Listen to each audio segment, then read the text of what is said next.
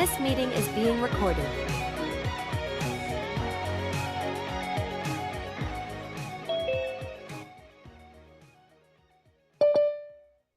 Ayan, we are now officially kicking off our program proper. But before that, I would like to ask my co-host Mary Love, can I ask, kamusta naman ang weather natin dyan?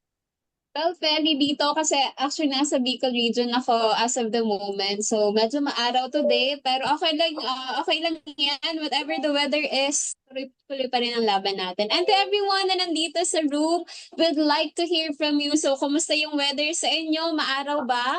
Maulan? Or parang hindi kayo makapag-decide kasi nasa loob kayo ng room. So, drop your answers sa chat box natin. And don't forget to tell us where you're joining from. So, excited kaming makita kung saan kayo nanggagaling this afternoon. And to you, Feli, kamusta naman yung Weather weather dito, dyan sa yes inyo? naman. So, una sa lahat, keep the chats coming. There are 50 beautiful places here sa Zoom meeting natin. We would love to hear from you guys. As for me naman, katatapos lang ng rain shower sa area namin actually. But as they say, there is always sun after the storm. And I am sure the same is true here. After all, everyone deserves sunshine. But no matter the weather, we will push through with our event, which is yung Queer Tuhan, because we are advocating, or what we are advocating for deserves to be heard. Ayan, parang may pa-snow daw sa Pampanga Diba? from Nagsasnow Keanu na pala sa Resort Pampanga. City. Okay, what about yung iba guys? Kamusta naman yung weather dyan sa inyo? Maaraw ba? Maulan?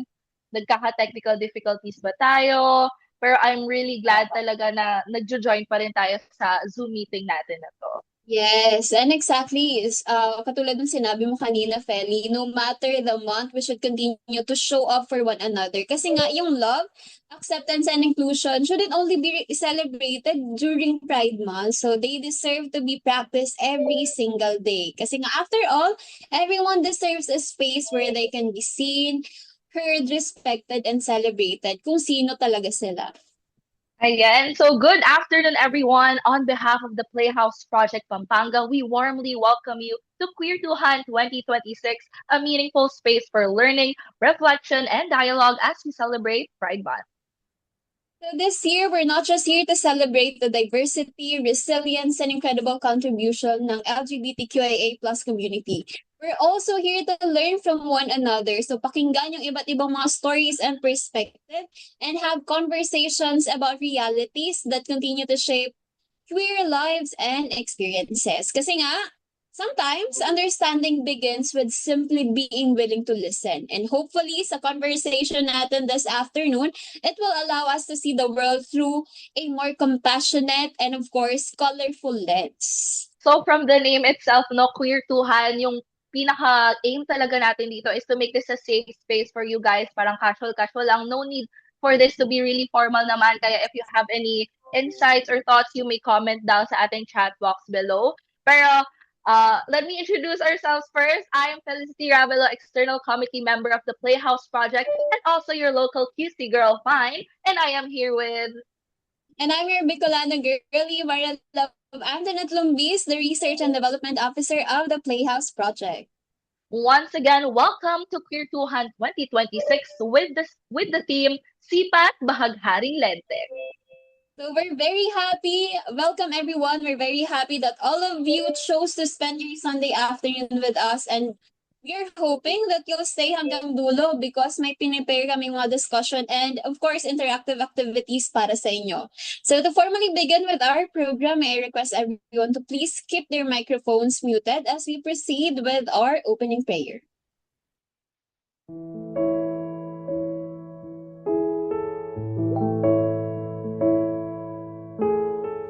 O God, the creator of the heavens and the universe, you are worthy of our praises. In you alone we pray and submit ourselves, for we are nothing without you. We humbly ask for your forgiveness and mercy. Dear Lord, we gather here today with the intent of doing good in thy name. Guide us to the right path. May our efforts be blessed with insight, understanding, wisdom, and respect for all. May our deep faith in you give us strength to act honestly and well in all matters before us. Amen. Amen. And we would also like to thank the organizations in partnership with Queertuhan 2026.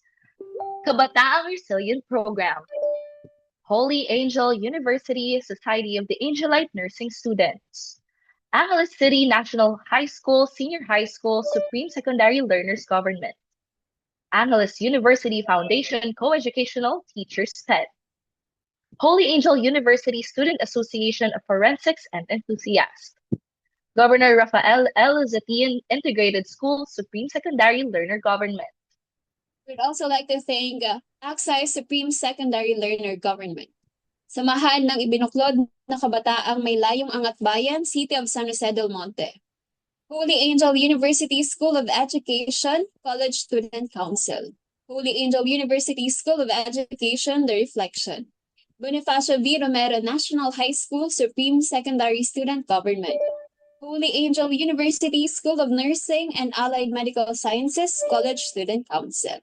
Maraming salamat po sa ating mga partners. Ayan, thank you po. So, before we dive into our main agenda, let's start with a quick icebreaker. So, this icebreaker is called Guess the Icon, where we will be showing different people, places, things, shows, songs, gay lingo, and everything under the rainbow.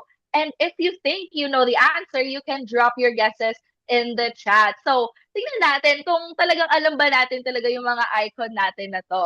Okay, So, I'm very first- excited. Yes! Sige. First up, we have Guess the Icon. So, sino kaya ang may hawak ng award na to? So, I am meron guessing Boy Abunda daw. Tito Boy? Yun ba? Parang hindi yun yung hinahanap nating icon. Oh my God! May The nakukuha iconic na recall. Yes, nakuha ni Cheska Joy Basilio. So, Yay! let's give her a round of applause sa ating emoji, guys. Sashay away. Ayan. Sabi ni Sean. Okay. Next Okay. one. Congratulations, Cheska. Guess the show. Next. So, parang nakikita ko si Timothy Chalamet dito sa ating, Batman and Robin? Daw, sabi ni Kian. Itbulaga. Itbulaga. Sino kaya to? It's showtime. Oh, Hmm. call me by your name, sabi ni Shin. Yeah. Tama ba yung sabi ni Shin? Yun, Oh, tama. yeah. Tama ba yun, Caps? Tama Call me by your yun. name. Yay! The show is called Call Me By Your Name. Next up, we have Guess the Icon. Wow! Parang sino to? Si Pia Wurtzbach ba to? Kasi naka-blue. Sige, Yay! wait. Sabi ni Kiano. Filipino kaya ito? win na. Filipino represent, guys. Sino kaya? Oh, Marina Summers. sabi ni Yes. Shane. Wow, kabog si Shane. Nakadalawa na siya. Yes. Parang talagang kilalang niya yung Bakit? icons niya. Yay! Next up, ano naman kaya ang pinapasabog natin? Parang isa Okay. na namang celebrity. Yung Shane na naman. Sobrang bilis naman. Sobrang bilis ng kamay. Fast hand. Lady Gaga. Parang ready na agad siya eh. Pero tama. Oh, alam niya na. Correct. Pero parang kamukha daw ni Paolo Ballestero, sabi ni ano. Pwede ba yun? Malapit na. Malapit naman. Sige, next. Guess the song. Hala, ano to? Kailangan bang kantahin mo na to ng aking partner, Mary Love? Hala.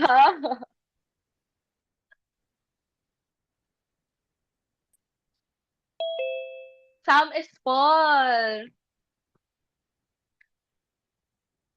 Ko! Ano yan? Parang ganito yung atake niya. Eh. Parang, it's fine. It's cool. Hala. Gabi na to. Meron Pwede ka bang naman. Hala, ginadlak ako ni Cheska. Hindi. Yun kasi yung pangalan ng ating song. So, yung song na to ay Good Luck Babe by Chaperone, isang queer icon. Okay, next Winner up si we have Cheska. Guess the Flag. Pink, purple, at blue. Ano kaya to? Philippines? Philippines daw yan. New Zealand? Ganyan, ganyan na ba yung ano ng New Zealand, Mare? Ayan, parang I see some answers from Sean and Jules. Sinasabi nila bi, which is correct kasi yan ang bisexual flag. Grabe. Man, I love it sobrang na gagaling talagang alam naman. natin yon. Ay, ito, guess the show. This is very parang popular. Siguro mga like around this time, no? Yeah. So, ano kaya yan? Ay, ang daming nakakaalam. We Diba? have from Cheska, Cheska. Melissa, Yel. Parang si Yel, nakita ko to dun sa Pride March. Nung ano, may hawag na heated rivalry flag. Anyways, tama sila, guys. This is Heated Rivalry, a queer show featuring hockey players. So, kung gusto niyong panoorin niyo na yan. Sige, nagre-react ako sa mga chat nila, Mar. Okay, next one. Guess the song naman. Sige, Feli. Hintayin mo naman yan. Parang ano siya, my girl, my girl, my girl. Oh, yes. Yeah. February ba yon? Siguro, parang we fell in love in Parang June. March. Kasi Pride Month. Yun, we fell in love in October. In October, yes. Thank you, Jazzy. Jazzy. Yay. Next one. Guess the gay lingo. Tom Jones. Tom Jones. Parang sinasabi ko to kapag lunch, kapag dinner, pag malapit na yung Oo. Tom Jones na. Ano ibig sabihin yan? Yun, nasagot na ni Sean. Yun ay, gutom. Tom. Tom Jones. I love it. Next Guess the up. icon naman tayo. Ano, Yun, bilis nasagot ni agad ni Eric. Hala, parang hawig ni Keanu daw. Sige. May gusto atang malagay sa waiting room. Joke lang. By Phoebe Bridgers. Hindi. Sneer. Okay. Correct. That's a sneer. Next one. And lastly, we have a flag. Ano kaya ito? Not- Orange. Their flag. Pink. Japan daw. Japan daw sabi ni Keanu. Yun, may nakasagot na. Feli. Nasagot ni Ayan. Jassy and Jazzy. Sheen. Sheen. Ayun. Walawa. Hey.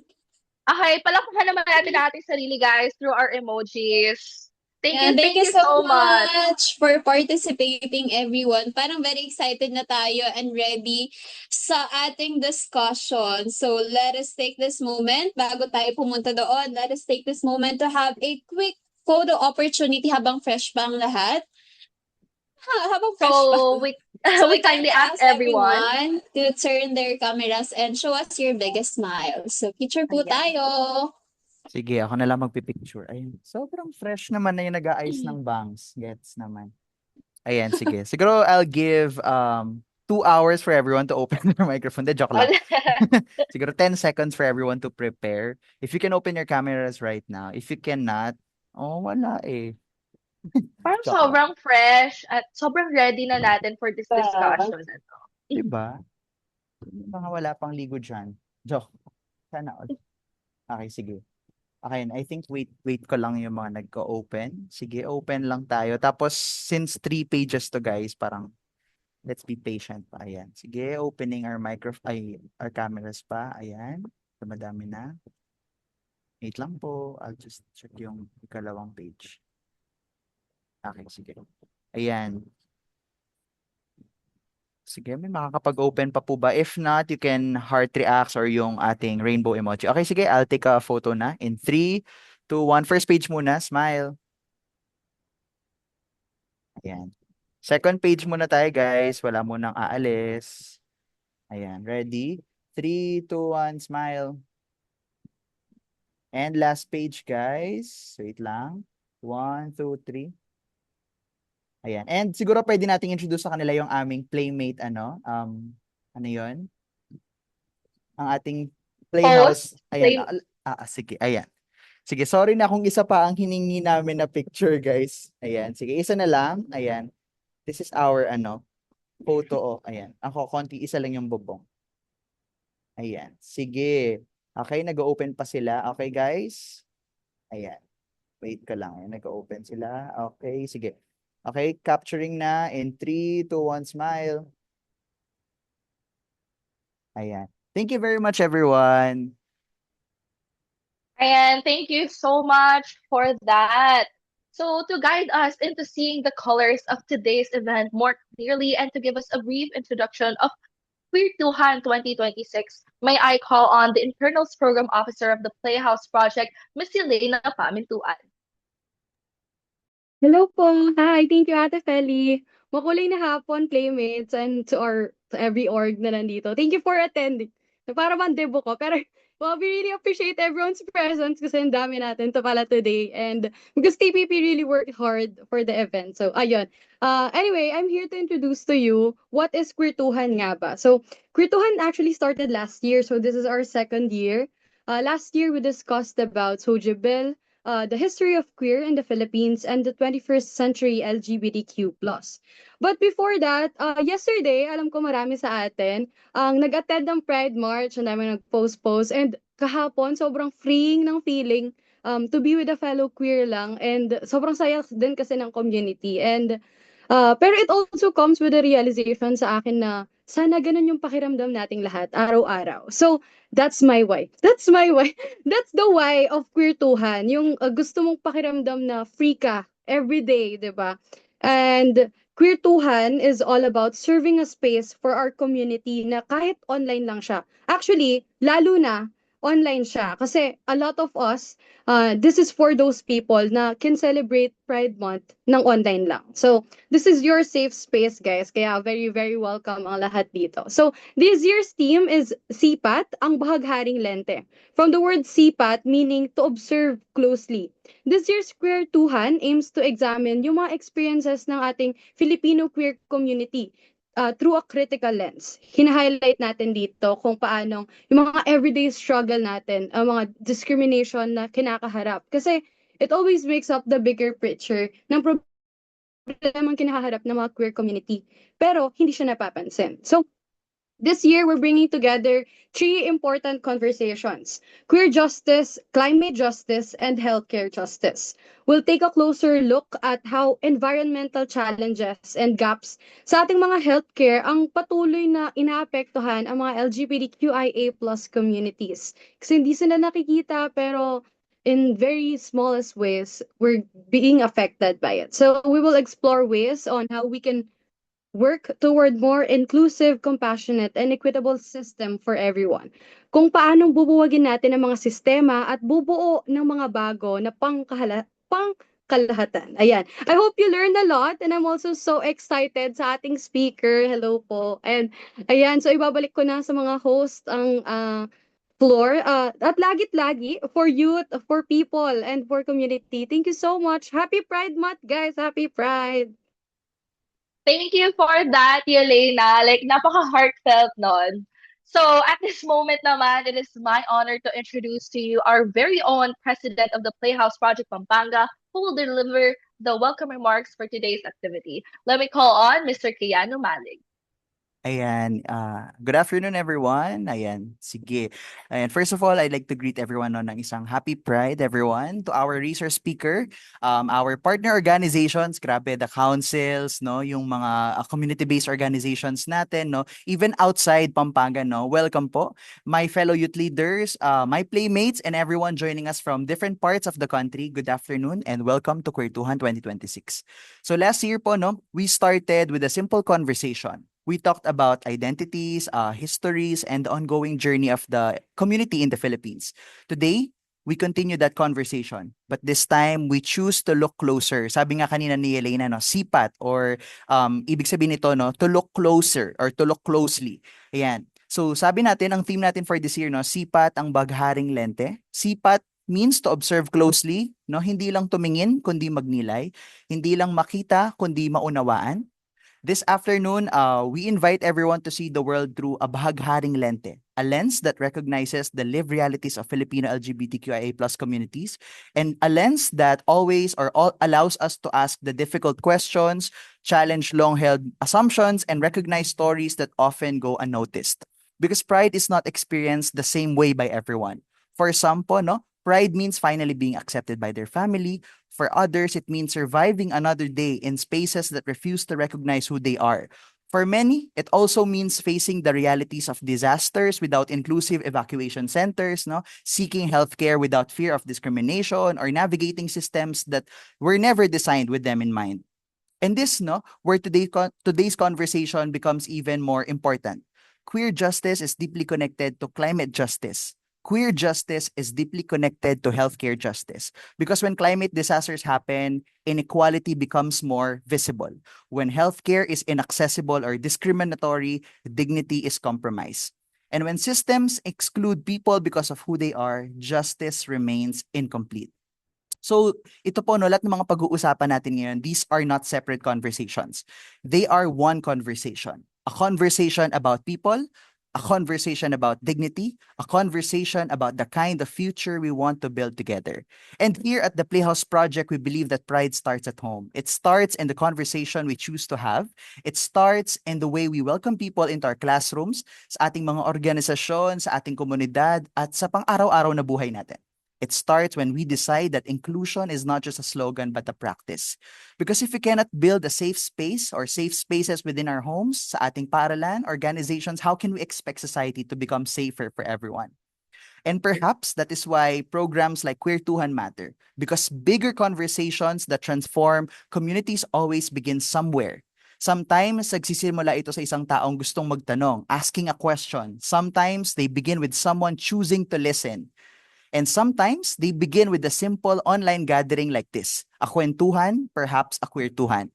My hope is that after today's dialogue po, we leave not only with new knowledge, but with renewed courage. The courage to become better allies, the courage to advocate for inclusive policies, the courage to create safer spaces, and the courage to build communities where everyone can live with dignity, maka-access sa different opportunities, and feel that they truly belong. So this afternoon po, no, I'm inviting everyone, let us not simply observe. Let us sipat with empathy. Let us listen with intention. Let us learn with humility. And most importantly, let us act with compassion. Because every conversation has the power to create change, and every change begins when we choose to look closer. Ayun lang, happy Pride everyone, and welcome to Queertuhan 2026, Sipat ang Bahagharing Lente. Maraming salamat po.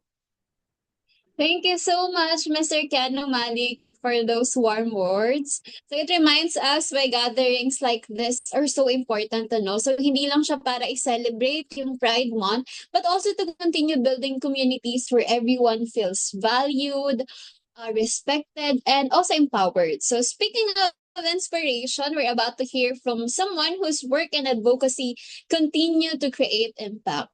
So to formally introduce our Kakweertuhan speaker for 2026, let us welcome one of our playmates from the Playhouse Project, Ms. Donelle Lopez. Our speaker is a queer climate activist and a researcher from Bacolod, Negros Occidental. As a founder of the Orchard, the University of St. LaSalle Queer Collective, they help lead campaigns for a gender-neutral dress code and yearbook inclusion for tattooed students.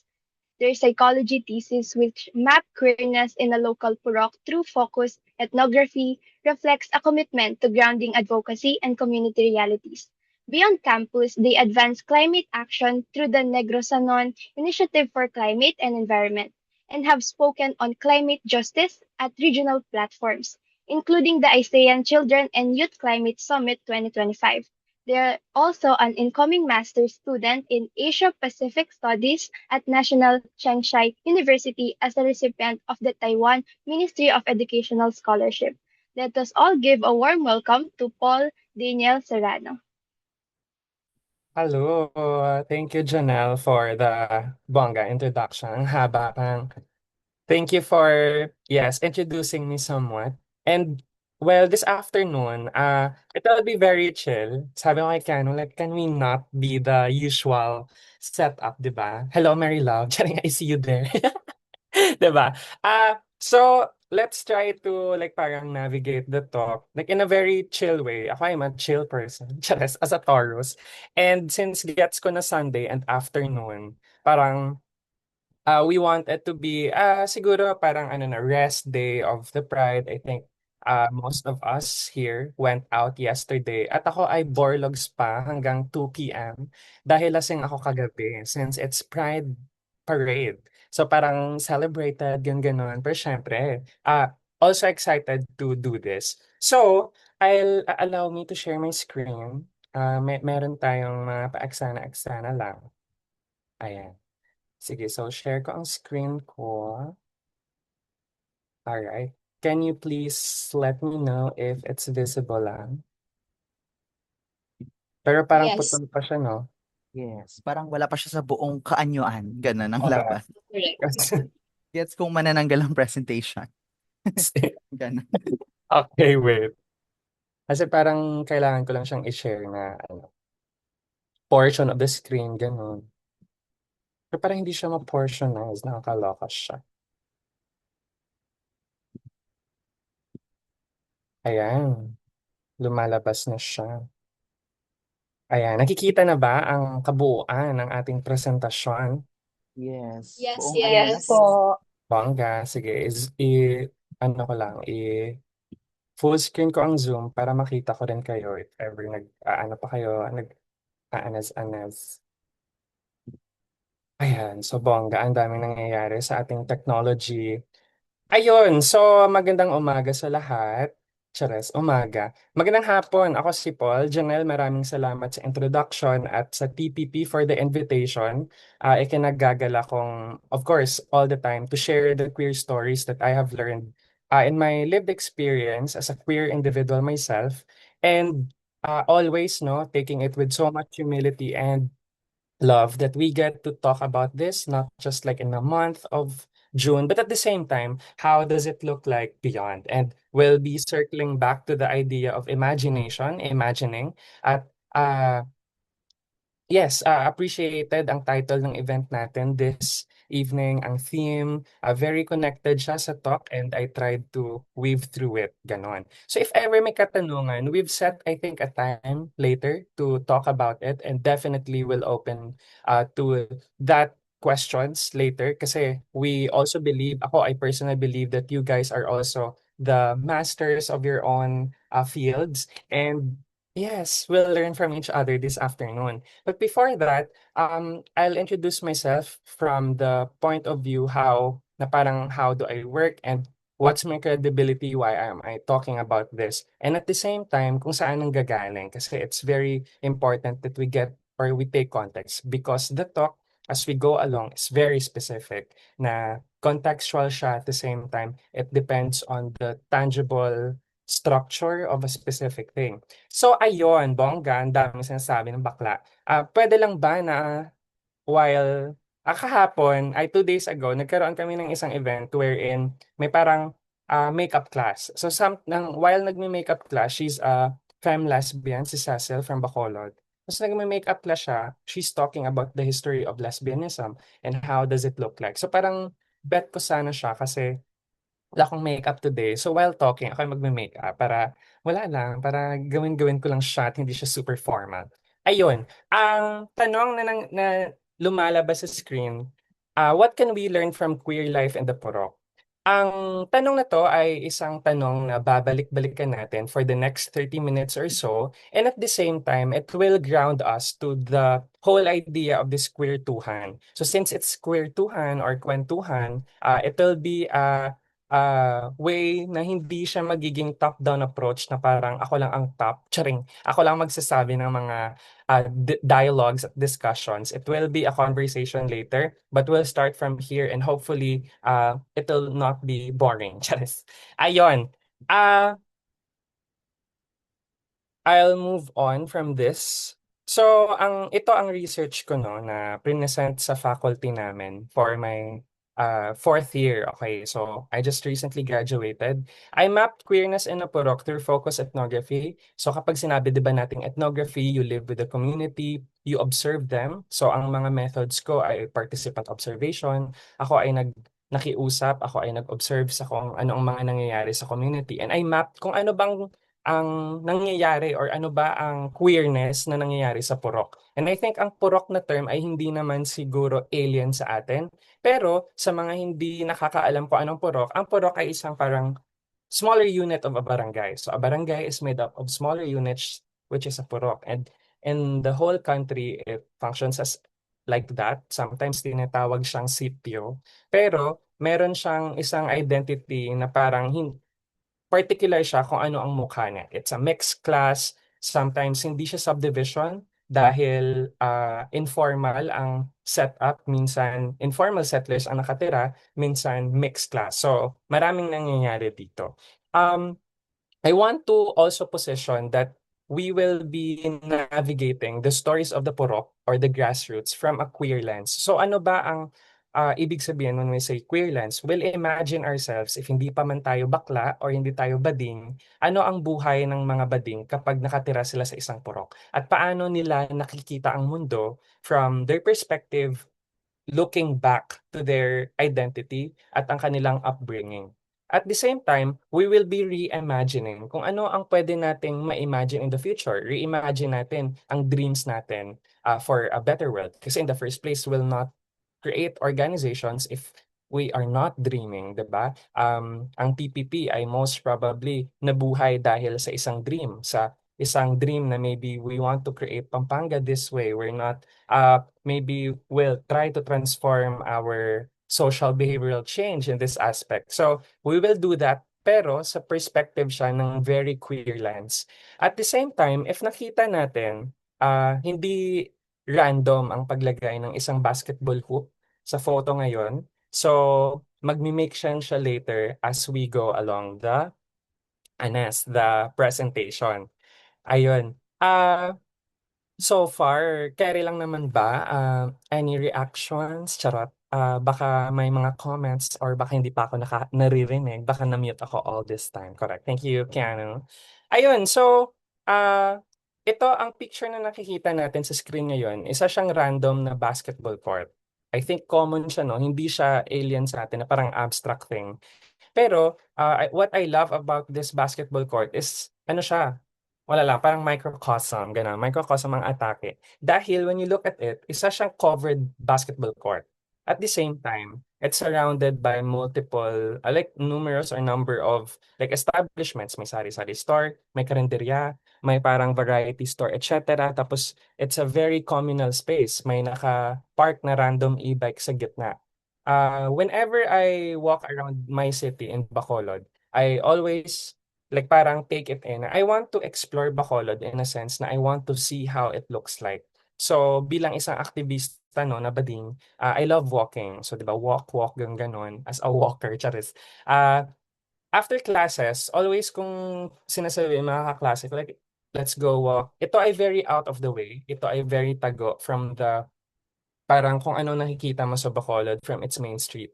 And I always go through this because wala lang, nang nasasayahan akong makita kung anong eksena dito. It's usually like parang eksena sa Batang Quiapo na parang wow, this is like the Filipino life. At the same time, kailangan nating tignan ang basketball courts na isa siyang ordinary na space, no? Mga basketball courts sa mga barangay, sa mga purok or whatever.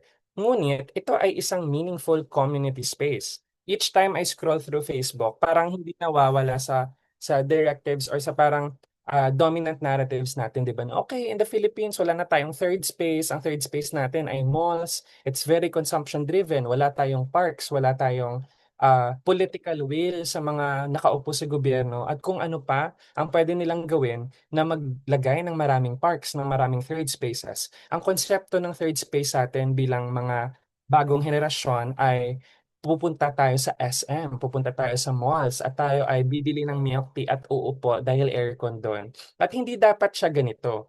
Nakakalimutan natin na ang third spaces pala ay nag-i-exist sa grassroots mismo. Although hindi siya natin ginaglamorize but it exists. Through my experience, studying my own purok, na learn ko talaga na naging central ang basketball court sa lahat na nangyayari sa isang purok and its community essence. And at the same time, siya ang naging parang anchor point of my study na parang it's like a plaza of our purok, nangyayari lahat dyan at hindi lang siya about basketball. Kung tinitignan natin, no, ang basketball courts ay nagsiserve as a venue place for election season. Diyan nag-speech ang mga nagra-run, mga councilor ng city, etc. At the same time, ang nanotice ko rin sa purok namin ay dito nangyayari ang mga eksena. So kapag Halloween, may Halloween party ang mga bagyat. So diyan nangyayari.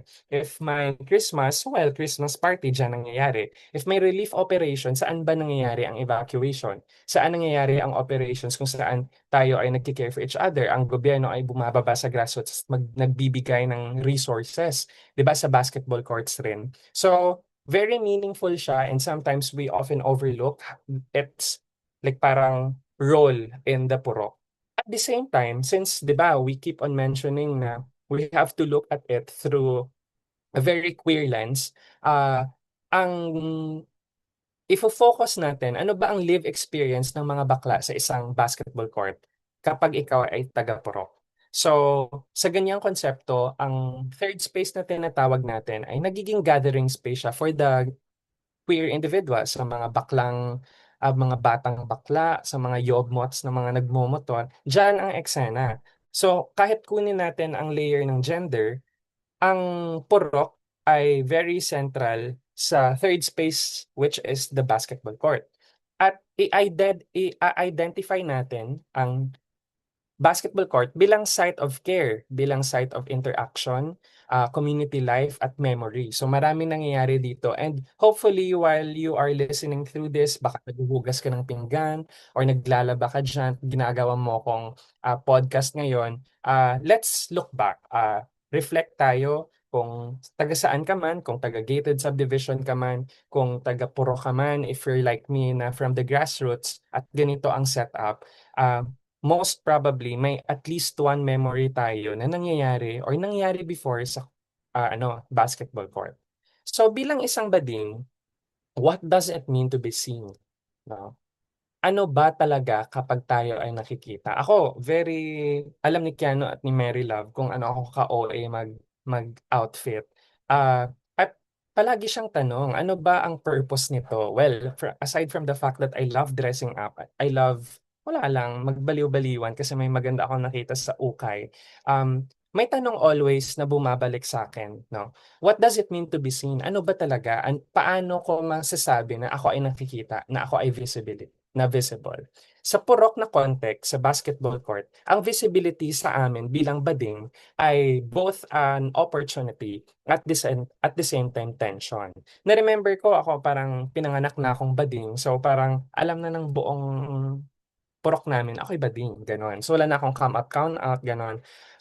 Kapag ikaw ay isang 9-year-old na bading at ikaw ay feminine from your peers, from the usual barkada mo, at kung ano ang norm natin bilang Pilipino, sa kung ano ba ang behavior ng isang batang lalaki. Kapag ikaw ay bading-badingan, may tension na nangyayari at dahil ang purok ay very masikip, may nangyayari na surveillance. So nakikita tayo dahil wala tayong masyadong third space, maraming taong tumatambay sa basketball court. May mga naglalarong lalaki, may mga batang naghahabulan. Diyan kumakain kapag afternoon. So lahat-lahat nandun.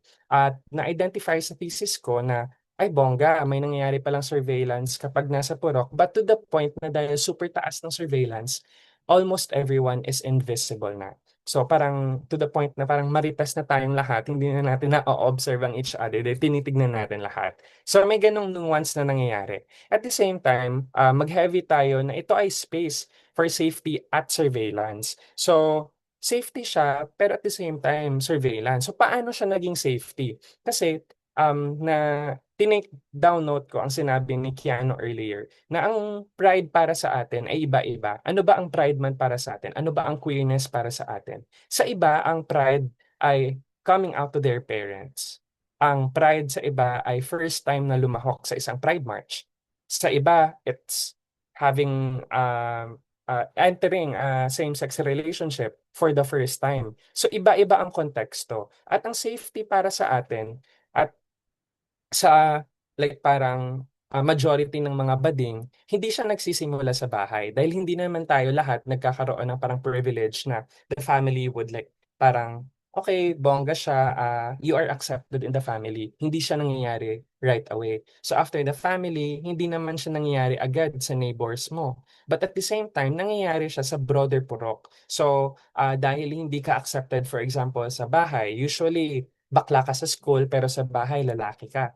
Ang nangyayari rin, ang purok ay nagsiserve ng basketball court. At ang basketball court ay nagiging safe space para sa mga bading na ito dahil maraming tao ang nakikita to the point na parang nasusurpress, okay, hindi na ako nakikita dahil marami namang tao. So, nagiging safety siya for their identities to flourish.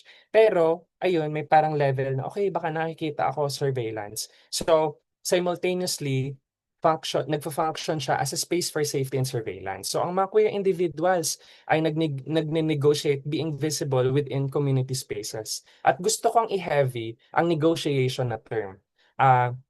Dahil kapag sinasabi natin nagne-negotiate, of course, you are trying to preserve yourself at the same time, like parang go through this. Ano ba ang ibig sabihin when we say negotiating? Like ano ba yan?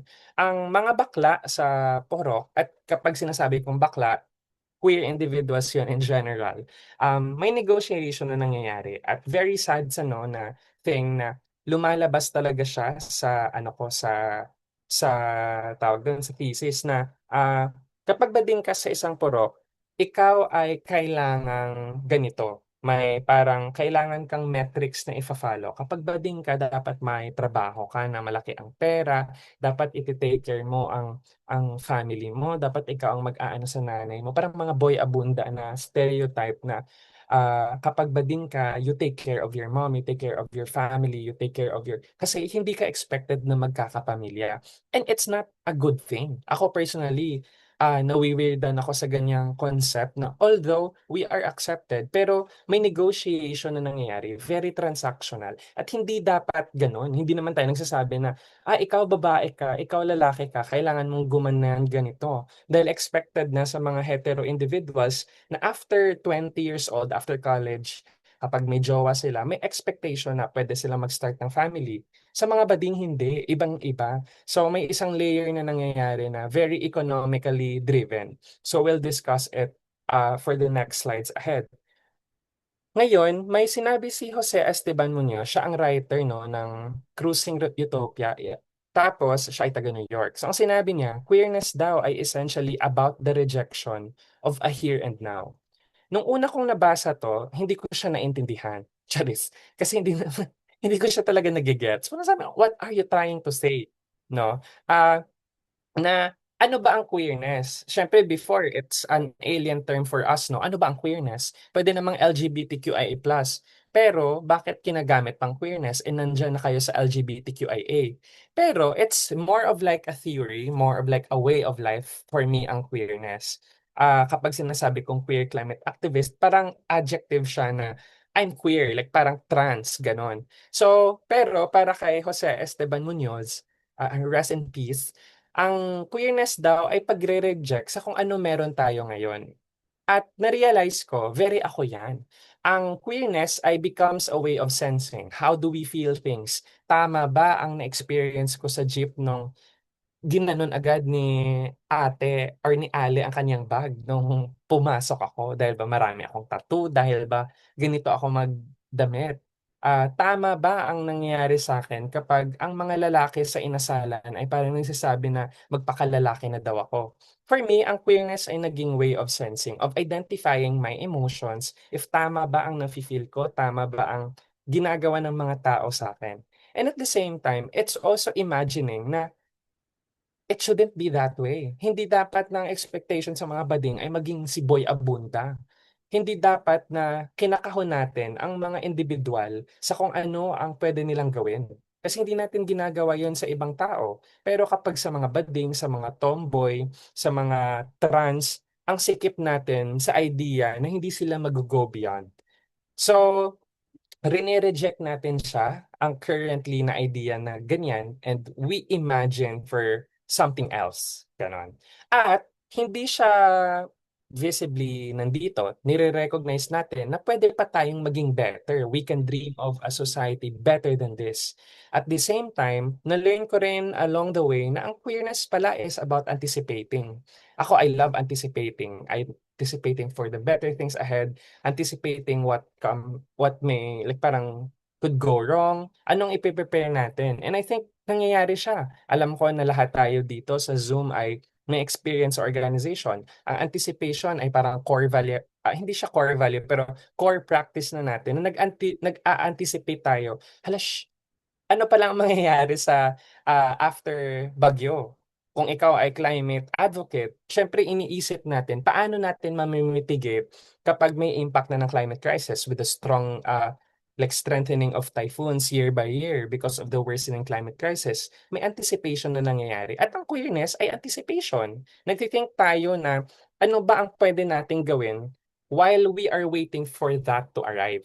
At the same time, gusto kong sabihin na ang queerness ay about chasing the horizon, di ba? It's giving Moana na hindi siya nagtatapos sa ngayon. Di ba, when you go to the horizon, may another horizon naman. It's endless, endless possibilities. At gusto kong iiwan na kahit ano ang hindi nyo maiintindihan or maiwan na thinking for this talk, hopefully maiintindihan natin na ang queerness ay hindi dapat structured.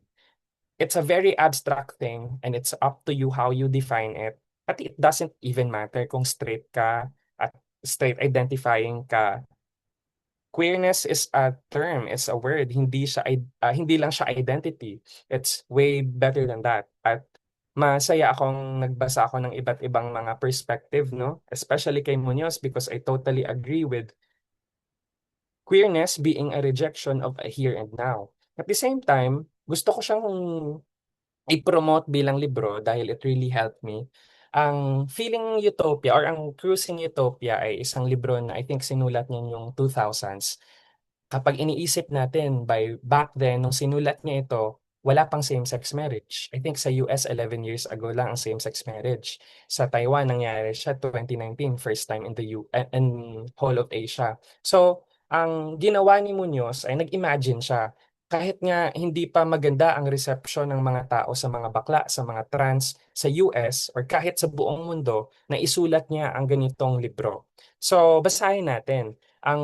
Inopen niya ang kanyang libro sa pagsabi sa quote mula kay Oscar Wilde na ang map daw ng isang mundo na hindi nag-i-include ng utopia is not worth glancing at. So, in short, bakit tayo nagpaplano kung hindi tayo nagdi-dream?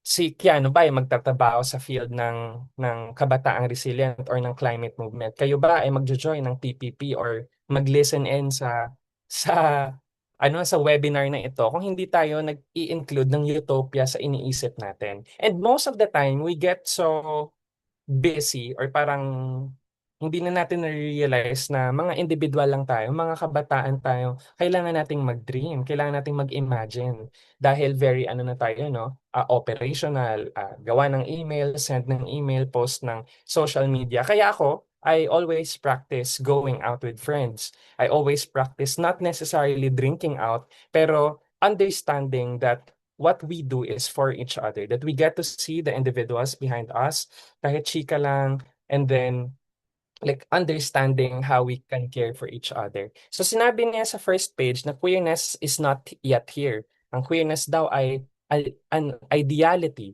So parang sabi ko, ano na naman to? Charot lang. Ang sinasabi mo, girl, ang dami namang nangyayari. So, hindi pa daw tayo queer. Hindi pala siya identity para kay Munoz. Hindi lang siya identity lang. Ideality daw siya. So, pag-i-imagine, parang mundo siya na pwede pa nating i-own up. So, kapag bumalik tayo sa mga purok, ang tanong natin, sino ba ang nabebelong dito? Who belongs here, no? Ang belonging ay often again negotiated rather than guaranteed. At kahit sa purok, kahit nga sa family, hindi naman ninegotiate pa yon. So sa purok communities, kahit kunin mo ang layer again ng gender, kapag ikaw ay lalaki, ikaw ay babae, at straight ka, may layer pa na kailangan mo ng economic contribution para ikaw ay may social acceptance at nangyayari siya every single time. Ako bilang bading, medyo may edge ako dahil, well, alam nilang nagsasalita ako, alam nilang nagsa-study ako, gano'n, gano'n. So may parang social acceptance na ibang level for me na parang, okay, I accept Paul, ako I respect Paul because he's doing that for his family, he's doing that outside school, he's good with chuvar-chuvar. And it shouldn't be that way. Hindi naman dapat na ikaw ay valid na isang individual because of what you are doing. It's a very capitalist society thinking na ang level of acceptance sa'yo ay nag-aangkla sa kung ano ang ginagawa mo. 'Di ba? Hindi naman dapat gano'n. Nag-a-accept tayo ng mga tao dahil tao sila, dahil nakikita natin sila.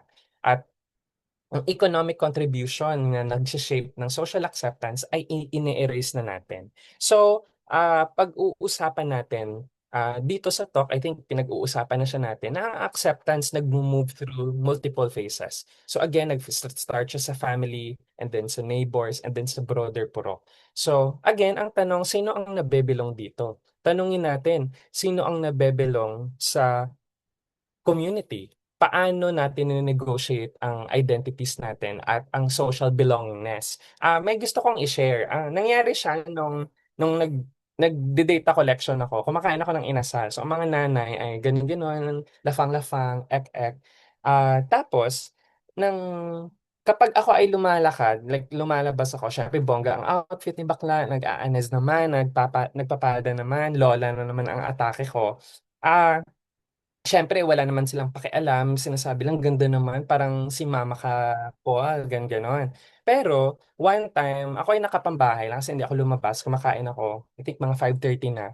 May lumabas, dumaan ang mga trans nene kong mga BFF. Hindi naman kami super BFF pero magkakilala kami, taga dito sila. So, nalaki ng mga suset ng mga trans nene, sabi ko, "Bongga naman ang mga silikon natin diyan," gumaganon. So, nung dumaan sila, ang mga nanay na nagkukuwentuhan, biglang nag-silence. Sabi ko, "Bongga naman, anong nangyari?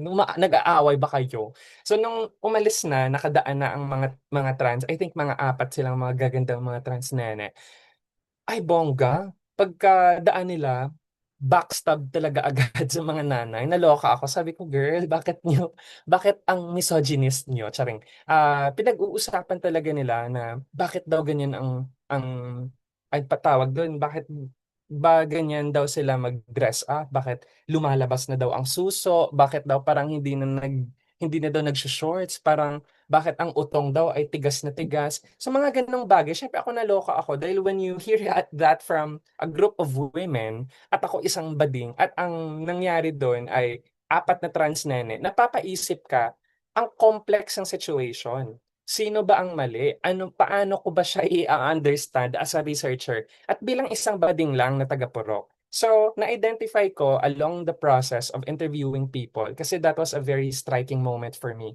Sabi ko, kapag lumalabas ako, hindi naman kayo nagko-call out, hindi niyo ako bina-backstab or bina-backstab niyo ba ako? Kasi ang positive ng remarks niyo all the time, if I go out looking like this, lola-lola ang outfit, dahil ba kilala niyo ako, dahil ba may ginagawa ako, dahil ba nakikita niyo ako sa mga ek-ek sa Facebook na nagsasalita, kaya ba ina-accept niyo ang pananamit ko dahil mataas ang social capital ko sa inyo? Parang gano'n-gano'n ang atake. Sabi nila hindi, wala daw silang pakialam. Sabi ko, "Okay." Ang pinagmumulan daw ng paninita nila or parang pagba-backstab nila sa pananamit ng mga trans nene na yon ay hindi nag-uugat sa kung ano ang role nila sa community, but rather dahil it's too revealing. So, sa analysis, lumabas na ang mga nanay walang pakialam kung bading ka or kung ganito, ganyan ka. Ang layer na nilalagay nila sa isang individual ay kung ikaw ay isang economic contributor sa pamilya. At the same time, kapag pinag-uusapan ang pananamit mo, nagbo-boil down siya dahil it's revealing. So nanggagaling siya sa misogynist na remark na ako bilang bading, hindi nila sinisita, hindi nagagandahan sila sa outfits ko. Pero kapag mga trans nene, nag-uugat siya dahil revealing. So it's coming from the same thought. Ang ang nangyayari sa community sa Pilipinas na parang hindi natin gusto na revealing. It's coming out of modesty na kapag you reveal yourself more, parang ang bastos mo naman, nagpapabastos ka sa tao. Ganun ang thinking nila. At ang nuance doon, okay. So kapag sinasabi niyong like OA na or ibang level na lumalabas ang dede nila, ganyan-ganyan, vini-visualize na or nakikita na nila ang mga trans nene na yun bilang mga babae. Dahil kapag kung nakikita nilang mga bading yun or lalaki pa rin, bakit mag-worry sila sa kung ano ang pinanamit nila in a way na lumalabas ang mga suso, lumalabas ang mga etc. So ang tanong, napapaisip ako all the time, sino ba ang nabebelong dito? At sa situation na yon, naglabas ang iba't ibang aspeto, naglabas ang iba't ibang eksena kung paano natin siya titignan. So aside from the gender, aside from me as a gay individual, as a queer individual, at sa kanila bilang mga trans women, may disparity pa. So hindi kami nakakahon. Kaya ang ang acceptance natin ay moves through multiple layers, may eksenang nangyayari. Ngayon, ang tanong, sino ang check on first kapag may mga nangyayari? No? Sa konsepto ng community health na ano natin na mention kanina no ng speaker at ni Keanu na mga advocates tayo dito for community health, for public health. Kapag nangyayari ang crisis na nag-COVID pandemic, ang tawag doon, nagbabagyo, bumabagyo kapag may crisis na nangyayari sa on-ground, sino ba ang na-check on first? Kailangan nating i-identify na ang mga barangay halls ay hindi sites of neutrality. So, alam na natin yan na parang may nangyayari talagang bias. So, kapag tinitingnan natin ang barangay, it's a very weave through in a local community dahil sino bang umuupo na kapitan? Sino bang umuupo na lupon? Ang nangyayari doon, ang nagpapaupo sa kanila ay mga tao rin sa purok. So, ang identity mo sa barangay hall, sino ba ang bibigyan natin ng relief operation? Sino ba ang bibigyan natin ng SK, educational, etc. Yun ang mga taong may social capital. So kapag ikaw ay bading, wala kang trabaho, wala kang economic contribution, mababa ang tingin sa iyo ng mga tao. So hindi ka na-i-inform, hindi ka nasasabihan kapag may mga moment ng crisis, sino ba ang nakaka-receive ng information? Sino ang nakaka-receive ng support?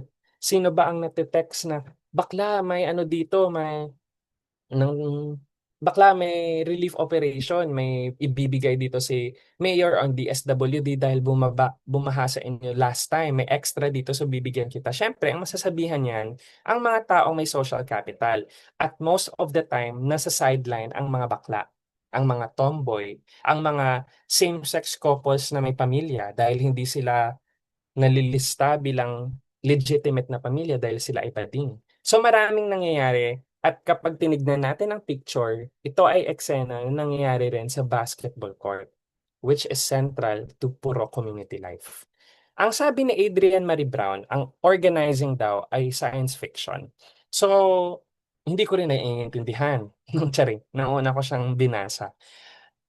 Lahat ng movement ay nagsisimula sa isang radical question. Kami sa Kabataang Resilient Program sa network, palagi kami nagtatanong, ano ba ang mukha ng Pilipinas kapag tayo ay climate resilient? Kapag tayo ay may climate action or disaster resilient na tayong community. Lahat tayo at for example, kahit sa organization nyo sa school, organization nyo right now, part ba kayo ng PPP? 'Di ba, nag-start tayo from dreaming. At usually, ang dreaming natin, radical question na siya agad. What if things could be different? What if ang public health ay mas connected sa communities? What if kapag may bagyo, hindi na natin kailangan mag-Gcash sa Facebook? Dahil kaya na ng communities to defend themselves, na kaya nila kung ano mga early warning systems, paano natin ma-mitigate ang impact ng climate crisis, at what if ang systems natin of care were more just, were more focused on our humanity. Diyan na tayo nagsa-start ng imagination. Who do we imagine as central to community survival? Mga tanong na kapag tayo ba ay nagtatrabaho bilang isang advocates, nasa field ka man ba ng NGO, nag-i-imagine na tayo every single day because ang ginagawa natin ay for the betterment of society at hindi pa naman natin nakikita ang betterment of the Philippines. kasi hindi siya nangyayari. Pero nag-i-imagine tayo. So, kaya nagaganda ako sa sinasabi ni Adrian Marie Brown na ang organizing daw ay science fiction. So, before systems change in reality, kailangan na mag-change muna ito sa imagination. At kapag nag-look back tayo, connected siya sa sinabi ni Munoz na essentially about rejection of a here and now. So, very future-oriented, very thinking, very imagining. Next, what if the most important climate infrastructure is already in the Purok? We can also reframe this question, what if the most important health infrastructure is already in the Purok? Kanina pa tayo nagfo-focus, kinana ko pang sinasabi ang tangibility, or kung ano ka-physical ang isang purok at ang role ng basketball court dito. Pero kailangan nating mag-go beyond. Ang nalilay natin from the concept of basketball court ay isang example ng relational infrastructure. How do people care to each other? Paano ba ang mga baklang trans nene na yun na kahit people don't like them in my community at nakikita nilang mas naiintindihan ako dahil hindi ako trans, paano sila nag-uusap? Paano sila nagfo-form ng kanilang community? Ang mga bagets na bading na nasa basketball court, paano sila nag-understand ng care to each other? Bakit pumupunta pa sila sa basketball court kung alam naman nilang ma-judge sila doon? So, ito ay mga gathering space na nagsusupport ng communication, nagbibigay ng care, at nag-i-include ng collective action. At kaya dream ko bilang isang individual na aktivista na bading, gusto ko mag-purok president. As in guys, kapag sinasabi ko yun, pinagtatawanan ako. "Ah, gusto ko mag-purok president." Ang gusto ko talaga dahil nakikita ko ang collective action sa purok. Dito sa amin nag-o-organize sila ng mga kapag may fiesta, nag-o-organize ng baile or parang party gano'n. Tapos may paliga, may basketball, etc. Nangyayari lahat 'yun dahil ang mga purok presidents o mga purok officials ay hindi naman sinasweldohan. It's basically volunteerism and like on ground from these individuals, and most of the time sila ay mga nanay, may mga anak pa 'yan, may mga trabaho pa 'yan. So very ano 'no, ang sense of collective action, at gusto kong mangyari 'yon sa experience ko rin. Kasi parang paano ko storytell ang mga nangyayari sa purok ko kung hindi ko naman siya masyadong nauunawaan dahil hindi ako part ng grassroots. Kaya gusto kong mag-purok president at sana kaya ay maging purok president rin or whatever, charing. So, let's focus on care. What if ang care was never meant to be earned? What if ang pagtutulong natin, 'di ba, in the first place, hindi naman kailangang i-earn ng mga taga-albay kapag sila ay binabagyo. Hindi naman tayo nagtatanong na, okay, magdo-donate tayo sa mga nasalanta ng bagyo. Pero, na-earn ba nila doon? Deserve ba nila? 'Di ba nagbibigay tayo dahil kailangan? So, kailangan nating isipin yon. At this is an uncomfortable question to myself and most probably to some of us.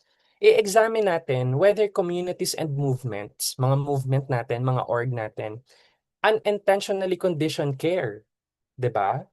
On productivity, visibility, and contribution. Ako personally, ang it's a challenge for me, it's a journey for me. We are part of organization. Sometimes ang care natin ay nakaangkla sa kung ano ang forms of care mo. Nakaangkla sa kung ano ang productivity mo. Very capitalist, very yan ang nangyayari sa purok, which we should not apply to our communities and movements. Na dapat hindi tayo nagke-care sa isang member dahil siya ang nagre-respond sa Facebook, dahil siya ang social media manager natin, dahil siya ay nag-a-attend ng meeting all the time. So, ibig sabihin ba nun kapag may miyembro tayong hindi na nag-a-attend ng meeting dahil may trabaho, dahil working student, ang care ba natin sa kanila ay nagle-lessen? Ako, it's a practice to me all the time dahil naniniwala tayo na kailangan ang conditional, ang belonging ng mga tao sa mga communities na pinapathrive natin. Dapat sa orchard, sa organization namin, dapat unconditional ang belonging nila at hindi nakaangkla kung nag-a-attend silang ng meeting or nagvo-volunteer sila sa mga tasks na kailangan. So, ayun, uncomfortable siya sa akin dahil sometimes we forget dahil we want to win campaigns, we want to make this program the best as it could look like. that we get to like parang often nalilimutan natin kung ano ba ang point talaga ng ginagawa natin sa communities natin at sa ating organizations, 'di ba? At 'di ba, quote of the day na naman. Ang dami kong quote na baon today. Sabi ni Oscar Wilde, the smallest act of kindness daw is worth more than the grandest intention. Meaning, ang good intentions ay hindi naman masama. Maganda kapag tayo ay may good intentions, pero ang actual care ay mas importante. Matters more than ideas or words. So, ang mga small concrete acts natin matters. So, ano ba ang ibig sabihin nito? Wait, let me drink water. Parang dami ko palang sinasabi. Ibig sabihin nito, kapag ikaw ay nagsasalita, okay, I care about marginalized communities. I care about communities who are like, oo, marginalized communities. Intention yun because you think it.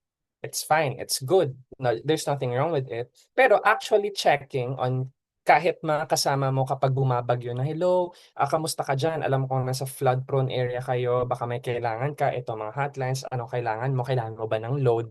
Yun ay ang tangible or action na type of kindness or type of care that we do. So yun, basically ang sinasabi ni Oscar Wilde at kailangan natin siya. Along the way, bilang isang aktivista since 2020, 16 years old ako noon, nung nag-start ako sa climate communities in Bacolod. Before, gusto kong mang-unfriend. Parang kaya kong mang-unfriend as long as we win this campaign. As long as we win this campaign for the privatization ng electric operative natin. Kahit mag-away-away tayo dito, as long as we win these campaigns. And not anymore. I used to think about that. Now we have to save climate justice, save Mother Earth, kahit mag-away-away tayo dito. And it's very common sa ano natin, sa culture natin, sa mga organizations, especially political organizations. At ako, I am rejecting that like outright like I'd rather not win campaigns, but like parang gusto ko ng maraming friends. Gusto ko na magkakabati tayo. And ayun, kailangan nating i-recognize na ang care ay hindi abstract na idea. Ang care or ang kindness ay practiced, no? Parang muscle siya na ginagamit natin, na the more that we use it, the more that we understand kung paano siya gagamitin. Paano siya i-chuchuvar. At I am saying this not to parang grandstand na parang, I'm perfect, follow me. No, I also have my lapses. I also feel bad because along the way, for the past 6 years of being part of the landscape in Negros of organizations, I have lost people and friends na I used to dream with, friends na I used to sleep with, like not sleep, pero sleeping, like ganon, magkatabi lang kayo, pero wala naman kayong ginagawa. Nagdi-dream kayo before of what a beautiful world could look like.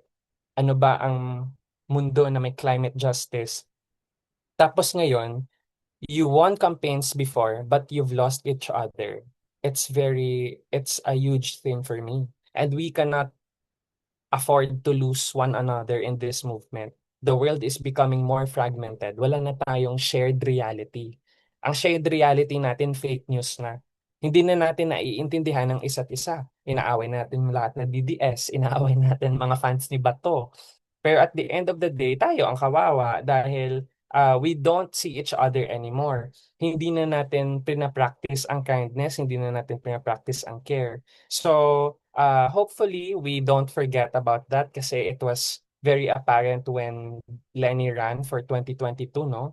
Na nakakalimutan natin na kailangan pala nating mas maging marami at hindi natin dapat i-demonize ang mga DDS before.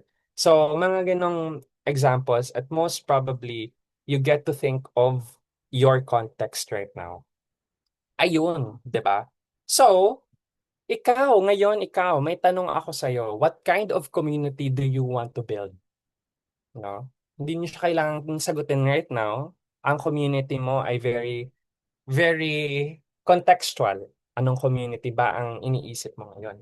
At kung may crisis na paparating, anong community ang gusto mong papasukin ng mga tao? When the next crisis comes, what kind of community do we want people to walk into? Dahil ang queer justice is about visibility. Oo, Naniniwala tayo doon na kapag nagmamarcha tayo sa mga daan, nakikita ng mga tao, ay, may mga bading pala sa Pampanga. May mga transnene pala sa Bacolod, no? Ang pag-claim natin ng queer justice ay about visibility, but also, it is in the everyday ways we decide kung sino ba ang nakikita. Sino ang nasi-seen? Who gets to belong, and at the same time, who gets cared for. Ayun. Pause ako para may effect-effect. Hopefully may pa-effect-effect sa inyo. Charis. Ayun, maraming salamat. Ako si Paul from The Orchard. Please allow me to share my organization as well. The Orchard, no, isang LGBTQ collective na rooted siya, of course, sa community, creativity at advocacy. Naiisip namin na ang community namin, bilang mga estudyante na nagsimula sa LaSalle, sa USLS Bacolod, LaSalle Bacolod, na iniisip namin ang community namin bilang isang orchard. So, ano ka ba? Avocado ka ba? Saging ka ba? Strawberry ka ba? Talong ka ba, girl? Ganon, di ba? Kayo guys, ano kayong prutas? Charis.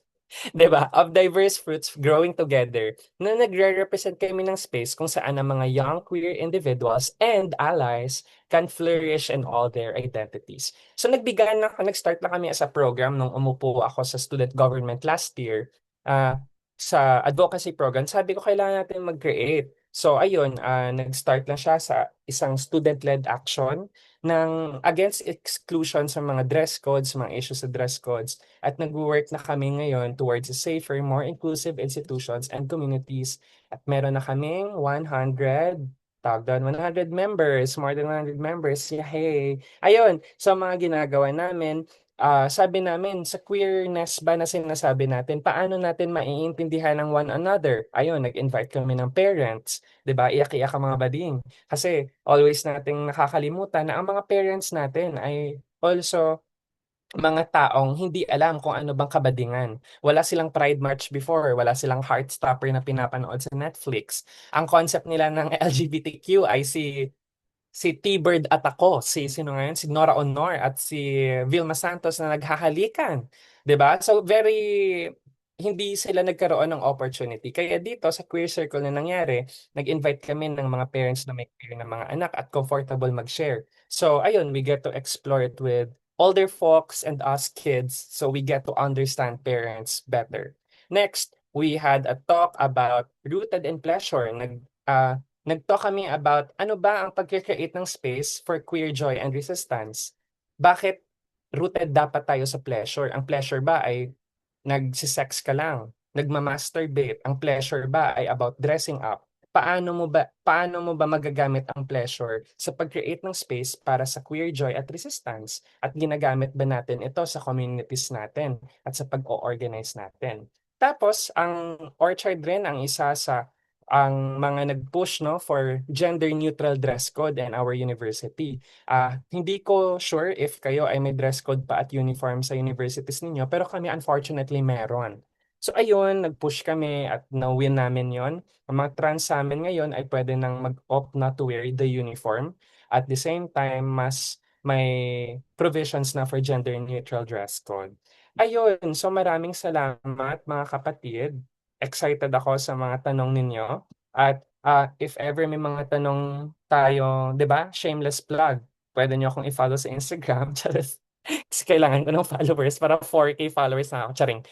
Pwede niyo akong ma-message anytime if you have questions, maybe mamaya before kayo matulog. Sabi niyo, sinasabi ni Paul kanina, dami mo namang sinasabi, girl. Tapos parang may tanong kayo, gusto ko siyang tanungin. Huwag niyo nang itanong sa ChatGPT, itanong niyo na sa akin.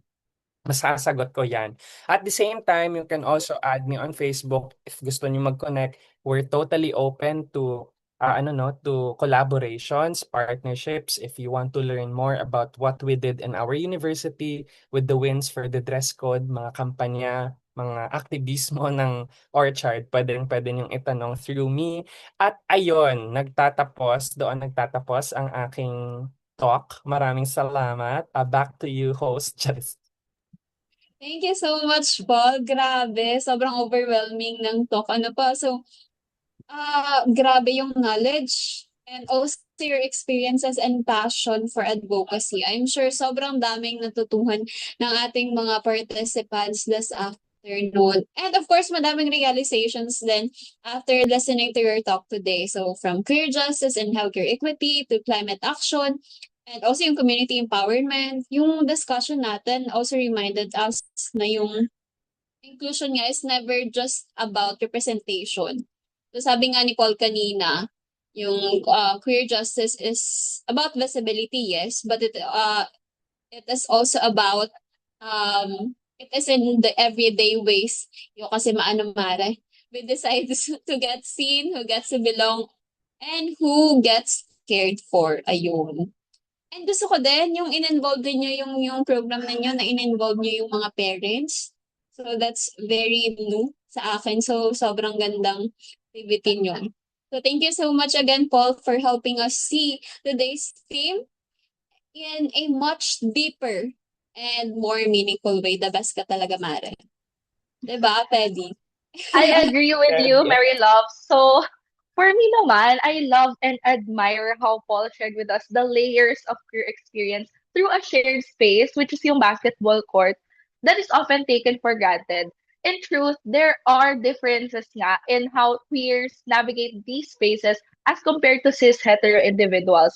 Ang pinaka nagustuhan ko talaga is how napaka-Filipino ng konsepto ng basketball court bilang espasyo para sa mga aktibidad na hindi lang nakakulong sa paglalaro ng basketball, which is yun nga, ginagamit siyang bilang pang Zumba, ginagamit siya bilang for voting. Pero it is also the same Filipino concepts that like modesty and resilience that constrict naman yung queerness dito sa Pilipinas. There are many instances nga where kumakausap ako ng mga tao ganyan tapos hindi nila alam kung anong differences ng gay sa trans, tomboy sa lesbian o kaya hindi nila maintindihan na hindi applicable yung hetero roles sa homosexual relationships. So it's really sad how we limit ourselves through labels and stereotypes. Kaya I really love how Paul said na yung queerness, hindi siya structured. And I hope that's something we think and carry through our everyday lives. So, yeah. Yay! And now, kayo naman, mga kapatid, would love to hear from all of you if you have any questions, a reflection, or maybe even yung takeaway nyo that resonated with you during the talk.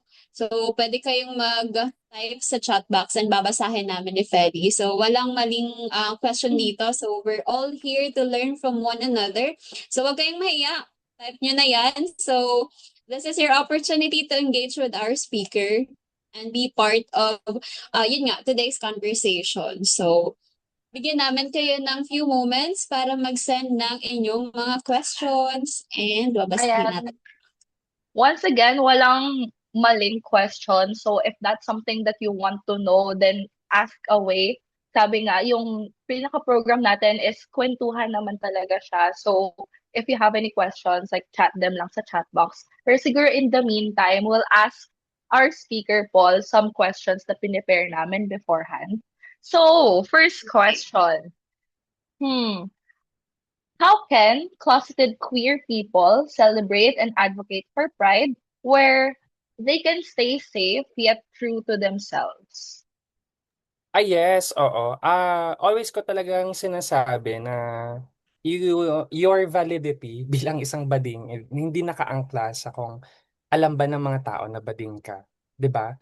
May nagsabi sa akin na idol ko, mentor ko siya, nilu-look up ko na aktivista si Lenny Velasquez. Sabi niya sa ano natin sa generation daw natin, tayo ay very inclusive, 'di ba? Kapag may inaaway tayo sa Twitter or sa Instagram, ginagamit pa rin natin ang pronouns nila. So parang I hate you but I will respect your pronouns. So for a community or for a generation so inclusive, ang binary daw natin mag-isip. For example, if may nagsabi na I don't like cats, we automatically assume that they like dogs. It's parang on or off. It's parang kapag DDS ka, meaning nun, bobo ka na talaga, na wala ka ng pag-asang tao. We think things very binary, very on-off, very A or B, very or. But we forgot na our identities would often go beyond these limits of being binary. Kaya non-binary ako. That we can go beyond it. And for individuals, no, na not necessarily na nagka-come out or hindi natin alam na bading ba sila or not dahil hindi nila dinisclose, it's totally valid. And it's actually our responsibility as individuals, as a community, no, our generation, na it shouldn't even be in the first place a way or a point of contention na ang validity nila. So dapat parang everyone should feel safe regardless if they came out or not. And we can still practice identifying or feeling good about ourselves by understanding ourselves deeper. Charot. Parang understanding the self ang ano ko ang atake this afternoon. Pero ayun, it's very nuanced and I think there's no definite answer to that. Heavily depends on the context of you as a closeted individual and how you define your closet. You can live in a closet na made of wood, so hindi ka nakakapakita. True. But you can also stay in a closet na colorless. It's made of glass. So, definitely, again, just imagine. Chuck. Ay, Ayun. thank you for that. Parang talagang totoo nga naman, nasa sayo din naman na yun kung paano mo nga ina-navigate yung pagiging queer mo in this space. So, if you have any questions like that, guys, feel free to chat them sa ating chat box. Or if gusto nyo, you can raise your hand if you can ask your questions through your microphones. So, I think si Brew ay nag-raise ng hand. Hello po. ayan. Ayun, I just want to first say how much I appreciate po yung talk because talagang we went beyond pa the intersectionality of queer justice, climate justice, healthcare justice, and we even talked about misogyny, economic disparities, and I feel like that's something to be commended talaga. Sobrang ganda ng critical standpoint po natin doon. And gusto ko lang sanang tanungin, like, on the context of unconditional care, parang, syempre parang there's a human aspect to it. Parang it's hard to bring that unconditional care when you yourself don't have that. Kumbaga parang how will you bring unconditional care in a society that does not even care about you? Parang ganun. Like, how will you bring forth that unconditional care kung ikaw mismo nakakaramdam ka ng discrimination, kung ikaw mismo na-ostracize ka just for who you are? Paano natin mata-transcend ang ganong apprehension in giving that unconditional care? Yes! Charot. Over naman sa yes. Bro, thank you for the question. It's very uncomfortable for me, ang question, no? Dahil you're totally right. I totally agree with the thesis statement of your question. And I'm taking it from my perspective first as a psychology student. 'Di ba? So, na-remember ko na very focused ang isang professor namin sa defense mechanisms. So, tama ka, bro. I think for most of my talk, very utopic ang pag-iisip ko. Dahil well, branding ko yon, creating utopia.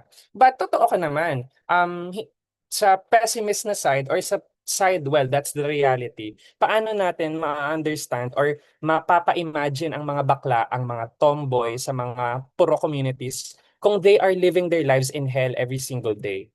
Nadi-discriminate sila, iba ang pagtitingin sa kanila. So paano mo sila ma-expect na may unconditional care sila sa ibang tao? So basically that's the question and it's a very valid question na kahit ako, of course, charing, I understand. At I want to share a story instead. Ako, nung nag-start akong magpalda, I think 17 ako. So I was, ano pa ako, nasa pupa pa ako noon, charing, baby girl butterfly. So, nag-explore na ako ng fashion. Okay, ito na mga damit ko. I love dressing up like a lola na nagpapalda na ako na floral, mga ganun-ganun. So, syempre, it's uncomfortable at first because when you go out, people would always think, oh, bakla na talaga si Paul, siya ay naglaladlad na talaga. May mga ganong eksena. So, one time, I was walking. Tapos, syempre, borlog si Bading, very big t-shirt with a palda that time. So parang hindi naman siya ganun kabading. Tapos parang girl, ako ay na-catcall in my own community. as a kid, that was the first time kasi I'm not used to getting cackled in my own safe spaces. If nasa labas yan, I understand, nang aaway ako. Pero kapag nandito sa own puro ko, nandito na ako girl, dito na ako lumaki. So, it was a new feeling. Pagkaganon ko, na mga tao pala, mga hindi taga dito sa amin. So, nakatambay sila sa isang basketball na parang area kung saan pwedeng kumain. Tapos, nung nilapitan ko, sabi ko, like inaway ko sila girl. Like parang bro as in inaway ko talaga sila. Kasi at the same time, syempre hindi ko ma-understand na maybe wala silang access sa kung ano ba talaga ang queerness, na pwede bang bading, hindi ba nila na-realize na mali ang pagko-cut ko sa mga tao na hindi mo kakilala. At marami silang lalaki, mga bros ko pa yon dahil nagko-construction sila. So bilang isang bading, I felt really scared that back then, but I had to defend myself. So, sa point ng unconditional care, I didn't care about them at all back then. I had to care for myself. And tama ka, it should start within us. So there's this complex na parang nuance na before I get to defend other people, I should defend myself. So I had to defend myself. Inaway ko sila, te. Kung may mga baril yon, na baril na ako, wala akong takot. Sabi ko, ano ba? Taga dito ba kayo? As in, ganyang level ng inaway ko. So, alit na ako. Syempre, masama ang pakiramdam ko. Oh my God, oh my God. The next 3 days, umalis na naman ako from bahay. Ako ay nakadamit pang bakla na naman. Tapos, nandun sila. Same people, sa same space. Natakot ako sa girl. Nung naglalakad ako, after nun, may nag-catcall na naman sa akin. Parang nainis na ako. Sabi ko, shit, kinausap ko na kayo, inaway ko na kayo, tapos we're going back to this. Nung paglingi ko, ibang group of people ang nag-ano sa akin, ang nag-catcall sa akin. Isang another group. Tapos, before pa ako like naglakad pabalik, kasi aawayan ko na naman sana sila, ang nag-away sa kanila sis, ang mga inaway ko 3 days ago. So they defended me. Na parang, ay, bongga. Nang doon ko na-realize na ay okay, you just have to imagine for other people.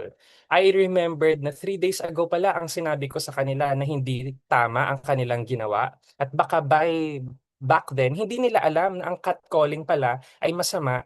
At akala nila okay ito dahil they grew up in a community or in a culture na kapag tayo ay nagka-catcall ng mga babae at bading sa daan, cool tayo na mga straight hetero na lalaki. So I had to break it for them. It was so uncomfortable for me. I didn't care, but I had this unconditional care for myself as an activist. And parang it grew. Lumingi ako before ko pang awayan ang bagong grupo na yon. Sila na mismo ang nag-defend sa akin. Nasabi nila, ay wag mong ginaganyan ng bading na yan, pre. Medyo parang bading ako. Pero gets mo na may concept na they had defended me. And what I want to highlight in that situation is that ang unconditional care for queer individuals, hindi siya mangyayari if hindi kami safe sa community namin. At all the time, it's totally understood. And ako, I won't feel comfortable in my community if I did not create it for myself. May favorite quote akong sinasabi ni James Baldwin na kapag walang espasyo para sa'yo, you create your own. So, and in these spaces, we get to practice this unconditional belongingness. So hopefully, nasagot ko, Drew, ang tanong mo. And I think kahit definite na sagot, hindi ko siya masagot. It's still a very complex thing. And I'll take note kasi mag-i-imagine ako later. Thank you. Okay, thank you for that. First of all, thank you po for sharing your experience sa ganong klaseng nangyari. So, sa ating mga audience, trigger warning lang po in case parang sensitive na or parang nagiging deep or serious na talaga yung talks natin. So, take what you can. Kung sa tingin mo uncomfy, then kung ano lang yung kaya mong i-take right now. So, Yes. So, meron tayo filling mga questions na nasa chat box. So, ito, from the participants form. So, the question, Paul, is, how can we make healthcare and climate responses more inclusive for LGBTQIA plus people? I believe, Miss Q&A, I believe content follows form. So, we follow the systems that we're part of. And that's why actually sa work, di ba natin, Keanu and Mary Love sa KRP, ang role ng KRN or ang network we make sure na ang mga systems at place na nilalobby sa government when it comes to climate or whatever, or disaster preparedness, mini-make sure namin na included ang children and youth. Like, paano ba natin may make sense ang mga eksenang relief operation sa perspective ng mga bata. And masasagot ko ang how can we by joining organizations. As in, being very active. Ako naniniwala na ako, hindi naman ako totally anti-government, charing. Pero naniniwala ako na some people or some systems are still accessible and most of the time, sila ang nahihirapang maghanap sa atin. So, join your kabataang programs in your SKs. I think tawag doon KK, yung KK Assembly Chuvar. Kahit Yes. 'di ba? Kahit ano siya, kahit parang performative sa tingin natin, performative naman talaga siya. Charing. Kasi yung mga nagra-run sa atin, hindi naman alam ang ginagawa ng mga SK. Pero kapag hinahayaan natin na may ganyan at hindi natin dinadaluhan bilang mga progressive na individual, sayang ang sistemang nandyan. Kaya gets natin ang frustration, we can do it by taking part in these systems. Dahil kapag ikaw ay KK, mas may opportunity for you to go sa local government na paglalabi ng bagong resolution. So, lalagay mo ang ano mo, ang perspective mo bilang isang LGBTQ na individual. Sa climate response man yan, sa healthcare response man yan, etc. So, be part and be actively take shape because may systems na nag-a-allow for you to make it happen. Ayun. Yes, thank you so much for that po. Tama yung sinabi niya. Wala siya nasabi, tama yung sinabi niya. Anyway, meron ba tayong We mga have, questions dito? yes, we have marami tayong mga questions na nakapile up sa ating chat box. So, una, from Cheska Joy Basilio, do you think the silent treatment from family after someone comes out can be just as harmful as outright discrimination? Ako, I think I am privileged na hindi ko siya na-experience kasi hindi ako nag-come out. I think parang naging bading na lang talaga ako and it was like a slow process for my family to take it in. Pero siguro silent treatment from family, na-learn ko siya nung shinare kong program kanina na nag-invite kami ng mga parents. It was very humanizing back then when grabe ang iyak ko, girl. Like parang syempre ikaw ang organizer, tapos ikaw pa ang host, tapos OA ka sa iyak. Parang, ay girl, bongga, airtime ka na naman. Syempre, gabi ang iyak ko dahil sa realization na humanize kong parents. Kasi di ba kapag nanonood tayo ng Netflix, nanonood tayo ng films, kapag nagka-come out ang mga bakla na, mom, chubar-chubar, tapos di ba may dalawang type of parent. Ang parent na accepting and at the same time yung parang, ayun, may silent treatment, hindi katanggap dahil conservative, etc. Nangyayari talaga siya. At ang na-learn ko is that tayo na lang talaga guys ang hindi naman na parang ini-ease natin ang situation. Pero sa henerasyon kasi natin, mas may capacity tayo to visualize things, to see more. May chat GPT tayo, may lahat-lahat na may access tayo to information. At sa mga parents natin, often, they grew up in a society na walang TikTok. Wala silang sneer, wala silang vice ganda, wala silang nakikitang bading na fluid. Hindi nila naiintindihan kung ano ang mga trans. So, it's a very long process. Ako, it was a long process with my mama as well. Hindi naman totally na tinanggap agad ako. May comments pa nga until right now na ganyan ang damit ko. And it will be a long process. And I think hindi siya natin kailangang isipin. It's just one situation na kapag you come out, you're accepted right away. In Filipino culture, we don't even talk about sex in the table. We don't even talk about our identities. We don't even talk about the excess of our parents. Kung ano ba sila bilang mga bata before, bilang mga adolescents. So, very normal at hindi alien for me kapag isipin na may silent treatment. Pero, can be just as harmful as outright discrimination. Siguro it depends to the individual. Pero ako, I believe hindi naman siya as harmful, no? Na outright discrimination talaga. Kasi kailangan nating tignan ang mga parents natin or ang mga tao sa family natin as also processing things in. We may define queer, we may define LGBTQIA+, we may define what the meaning of soji is. Sa kanila, hindi nila alam. And most of our parents, ang alam nila, dalawa lang. And I want to go back to what Feli said earlier. tinake note kong sinabi niya na kapag hindi naiintindihan ng community kung ano ang bakla, ano ang trans. At tama si Feli dahil na-remember ko, ang trigger point ko nung create ko ang thesis ko ay from the idea lang na kapag ako ay pumupunta sa purok or sa grassroots, ako ay isang bading. Bakla ako, okay ako doon. Pero may friend akong trans woman. Ang tawag sa amin sa purok, isa lang, bakla, bading. Kapag trans woman ka at nag-post ka sa Facebook na all trans women are women, which I believe in, at ako ay isang bading, kapag pumunta tayo sa purok, ang label sa atin ay isa lang, bakla. Kung tomboy ka at ikaw ay trans man, kapag pumunta kayo sa purok, isa lang, tomboy lang. What I'm trying to say is that it's also a process for our parents, for family members, na kahit nga ang community is not even coming from hostility. Kapag tinawag nilang bakla ang trans, hindi naman nila alam na masama palang ginagamit ang bakla na word sa mga trans. At ang other trans ay okay naman sa term na bakla. So may nuance, no? At kapag iniisip natin, it's very complex. Kahit nga tayo na may access sa information, inaaral pa natin. Kahit ako, hindi ko pa masyadong naiintindihan ang lahat-lahat. So it's a process for our family members, and hopefully we cling into that hope at parang trust rin sa kanila. But ayun, if outright discrimination na may hard line naman between hostility and at the same time if they're still taking it in. Pero yes, believe in love and let them imagine. Charis, imagine talaga. Karok, sipat-sipat. Pasipatin All right. Thank you so much for that po. I think we have the last two questions. So, Okay, kay sige. Riley and kay Meisha. So, i-read ko lang yung kay Riley. Yung question niya daw is, what do you think about queer, especially gay people who have a homophobic stereotype? For example, they say they love gay people, but not those who are super gay.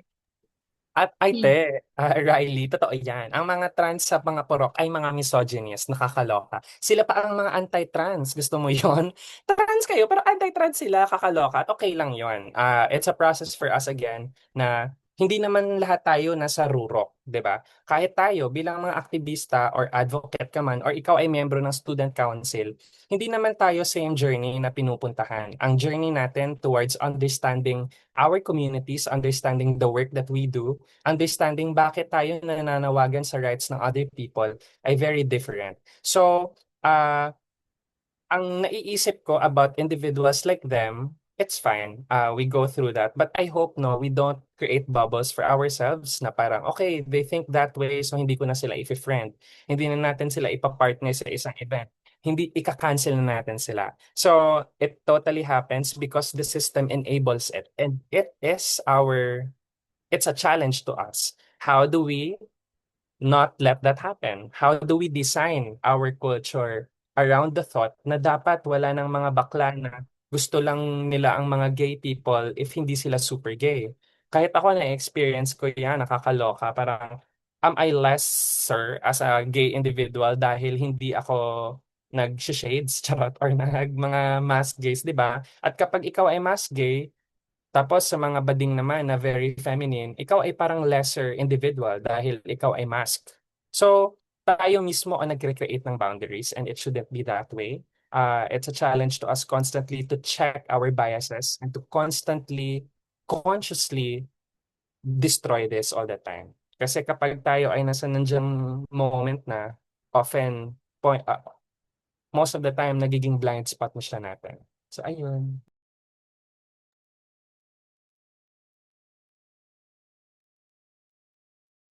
Okay. Akala hindi ko napipindot yung audio. So, I totally agree with that. So, talagang hindi dapat nating ikahon yung isang tao based doon sa stereotypes or kung paano nila in-express yung yung kanilang identity. Kasi nga, at the end of the day, yung respect and acceptance, hindi dapat siya nakadepend whether someone fits doon sa ating expectation or what being gay should look like. Ayun. So, meron ba tayong questions dyan? So, basahin ko lang din.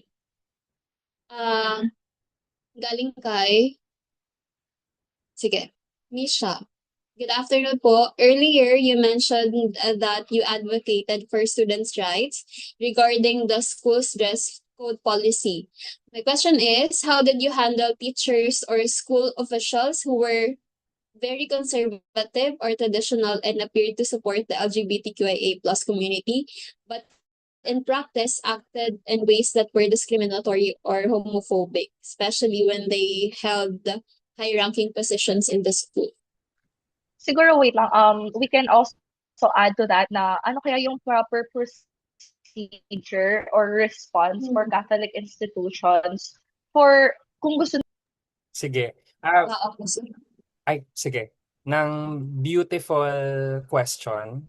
At ako ay may maraming stories na na-collect sa college life ko sa Lasal, sa Bacolod. 'Di ba kapag iniisip natin ang DLSU, wala silang dress code. Pwede kang pumunta doon bilang isang bading. I think may si Gio, ang bading sa TikTok, yung parang nagsho-shorts palagi, yung na-cancel sa Twitter. Diba taga DLSU siya. Tapos parang okay lang naman ang outfit niya, pwede siyang mag-aral. Sa Bacolod, it's the opposite. So kami ay may dress code pa. At ako bilang, wow, bongga, ako yung estudyante nila, baliw na aktivista. At sabi ko, ay girl, bakit niyo ako iso-suspend? Kasi na-suspend na ako 5 days sa school because of constant breaking the dress code. Like, nang nagsisteer up ko ng community dahil ang mga guards ay friends ko na, pinapakain ko, binibigyan ko ng tinapay, lipstick, tapos friends ko lahat sa Facebook. Tapos parang binibreak ko nagbi-breach na ako ng system na parang, they should not let me in, pero they can let me in because they love me. So parang may nangyayari ng awayan. So ang nangyayari doon, sabi ko, it's unfair for me that I do these policies na parang I avoid the dress code and just like entering the school gates with my makeup on, with my piercings on. Pero hindi nangyayari yon sa ibang mga bading. Hindi naman lahat na bading may karisma na parang, hello guard, I'm gay, can I enter? Na hindi niyo ako dinadakip at dinadala sa discipline office. So sabi ko, the system must change. We have to change the dress code. We have to change the handbook. And gets ko na kapag tayo ay part ng student organizations, for example, tayo ay student representative, part tayo ng student government. At kapag tayo ay nakikiusap sa mga administrator sa pag-revise ng mga policy na ito, gets na gets at totally valid na may conflicting talaga. Conflicting of faith man yan dahil Catholic institution kayo, or conflicting man ba yan sa core values ng university, conflicting man yan dahil hindi ka pwedeng gumawa ng ganyan dahil ikaw ay may position sa school. At totally understandable ang mga ganyang eksena. Ang nangyari, to tell a specific story, I was a graduating student last year. So kaka-graduate ko lang noong April. At kapag graduating ka, 'di ba, may dress, may yearbook. Bongga, syempre support ako sa yearbook. Bongga, I'm graduating, let's go. Ay, kakaloka. Sabi ko, bakit may ganitong rules? So parang 1 week before the start of the yearbook process, nag-post sila sa page ng rules. Sabi nila, kapag mahaba daw ang buhok ng isang lalaki, gaganunin daw.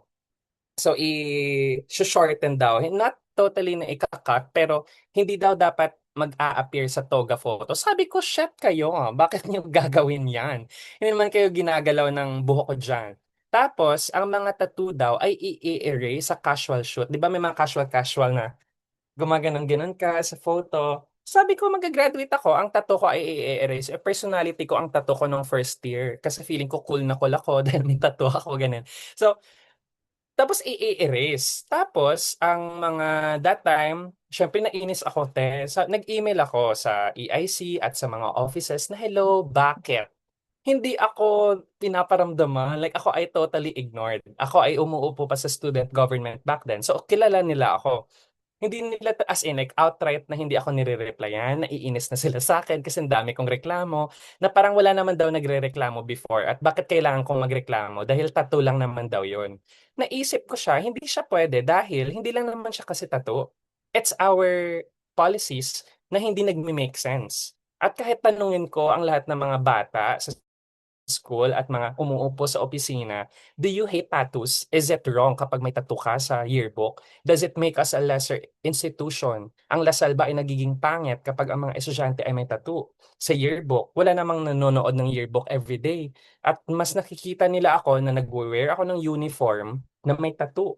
So ano ang nagme-make sense na nakakapasok ako sa university pero sa ako own graduation na hindi pwede. So tinanong ko yon at hindi ako binigyan ng mga kasagutan. Ang nangyari guys, ako ay nagpa-petition, o bongga. Sabi ko, ayaw niyong mag-reply sa email. Ako ay nag-start ng petition campaign. Wala akong pera, hindi ko sinama ang orchard, hindi ko sinama ang organization. Ang bading ay nag-start ng petition at ako ay nag-create ng mga press con. Lahat ng organization na nagre-write, mga student media pubs, sabi ko, gawan niyo ako ng press release. Ganon. May pinagawa ako ng press release. Sulat-sulat akyes at sinend ko sa kanila para maging dominant na narrative sa Facebook at sa mga group chats, sa mga student councils. Kasi alam ko na kapag ikaw ay umuupo sa student government, progressive ka. Alam mo na gusto mong wala ng dress code, pero nalilimit ka sa corners ng office mo na shit, hindi ko pwedeng gawin to kasi magagalit si Dean. Hindi pwedeng gawin dahil magagalit ang student affairs. So ako ang nag-fill in. I was the sheep. So ginawa ko yon and I collaborated secretly with these people kasi they are supportive. It's just that they have to follow these directives. So I created a directive. I started the petition and all of that. In 3 days, we gathered 1,000 signatures. So eventually, isang libong signatures na yon, physical signatures yun. So ang bading, hindi na ako pumapasok kasi nandiyan na ako sa hallway. Naghahanap, hello, do you support? At ako ay naghanap ng volunteers. Eventually, nung nag-1,000 kami na signatures, bugs, it was allowed. So ang yearbook namin ngayon, lahat na may tattoo ay hindi in-erase dahil doon sa 1,000 na signature. So ang gusto kong sabihin is that gets na valid ang mga nangyayari, especially sa limitations of it being a Catholic university, of it being chubar-chubar. But we're not meant to follow rules which are 30 years old. 'Di ba? Kapag ikaw ay isang queer individual or naniniwala ka sa queerness, kanina ko pa sinasabi, it's about imagination. It's about reimagining the world. It's about looking forward to the future. So kapag back then, inisip ko, ay okay, I just have to follow these rules. But those rules doesn't make sense. Naalaw naman ang tattoo sa dress code. Naalaw naman pala ang tattoo dahil nagpetition because we made something for that. So, but particularly handling teachers and school officials who are conservative, understandable yon. And one way to do that is to humanize them by talking to them personally. Ako, when I did that, hindi ako aktivista kapag nagmi-meeting. Kapag ako'y pinapatawag, Paul, pinapatawag ka ng chancellor dahil may kasalanan ka naman daw. Hindi nila ako nakikita. Ine-expect nila ako na magsisigaw-sigaw ako sa loob, na ako ay parang very aktivista na nakikita nila sa Facebook. Ako ay isang estudyante at ang gustong ma-feel ng mga administrators, gusto nilang ma-feel na we are open to collaborate. Dapat hindi natin sila iniisip na kaaway natin sila. So, sure ako na kahit may 5,000 kaming perma sa dress code na campaign or sa tattoo petition, if kami ay nagpa-feel sa administrators na hindi kami open to collaboration, hindi yun mangyayari. But nilegitimize namin, sinabi namin, hindi kayo namin ginagawang kaaway dito. Kapag in-approve nyo ang petition na ito, mafe-feel ng mga estudyante, ay nakikinig pala sa atin ang school, ang administrator. So nagbe-bridge tayo and dami ko nang sinasabi. Nagfo-flow na ako. Pero basically, ayun, we create our bridges. We do not burn bridges. If walang bridge, you create one. At the same time, reimagine. Experiment tayo.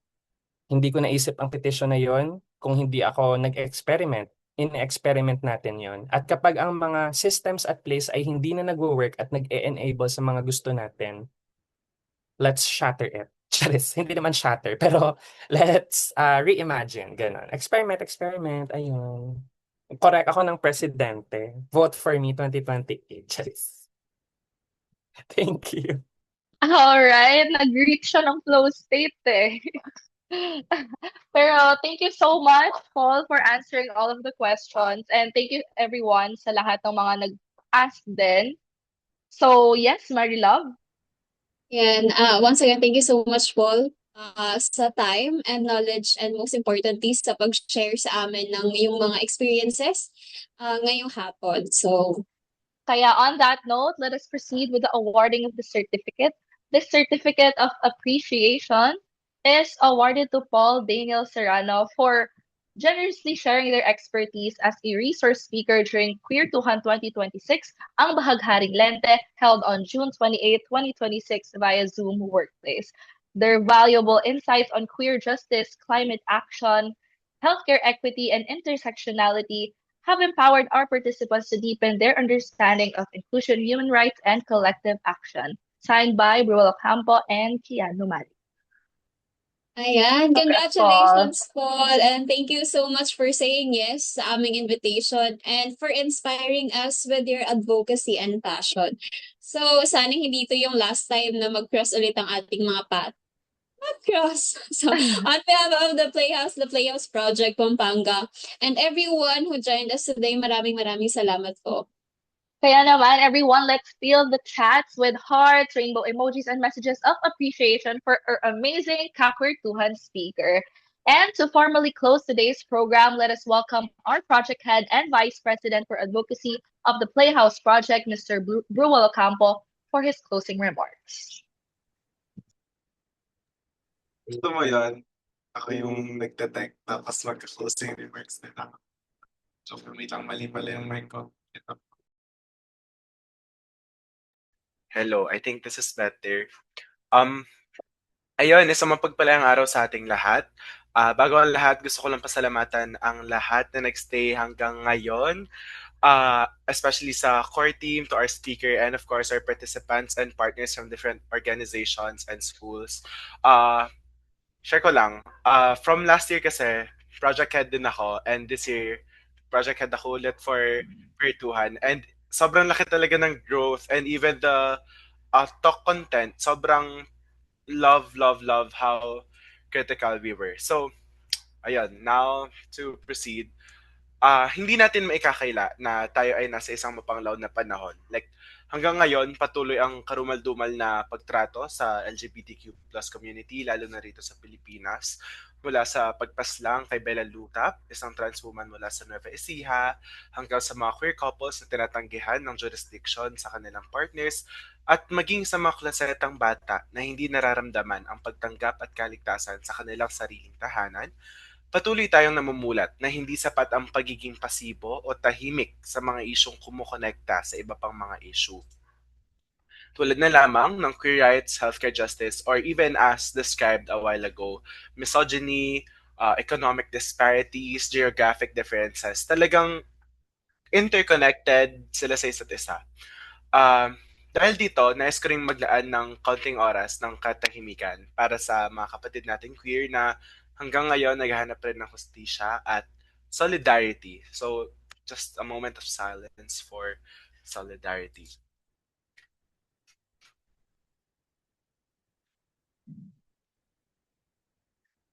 Ayan. Pero, gayon pa man, hindi tayo dapat mawalan ng pag-asa. Cliché man pakinggan ang malayo pa pero malayo na, tunay namang may progreso kahit papano, lalo na sa isang konserbatibong bansa. Hanggang ngayon, may mga abenida na tayo sa diskurso tulad nito, mga parada ng mga sangkabaklaan at mga batas na ipinapasa para sa kapakanan ng ating LGBTQ plus community. Ito ang mga nagsisilbing punla ng ating pag-asa upang magpatuloy na magpunyagi upang mahinog ang mga ginagawa nating efforts para sa ating mga karapatang pantao. Ngayon, sa pagtatapos ng Pride Month at ng ating kwertuhan, naway sa puso at i-commit natin ang ating mga natutuhan at i-translate talaga natin ito sa mga kilos na kaya nating gawin. Sabi nga ni Mix Paul, talagang unconditional care.